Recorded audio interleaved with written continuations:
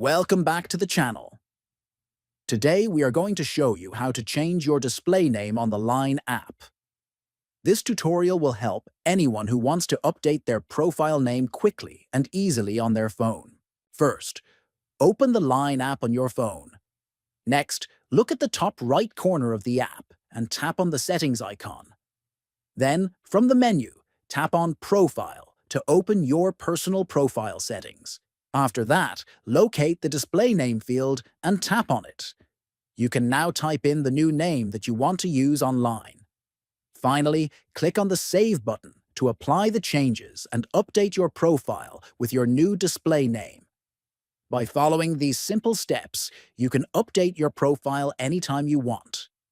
If you found this tutorial helpful, make sure to subscribe to the channel, like the video, and share it with friends. Thanks for watching, and see you in the next video.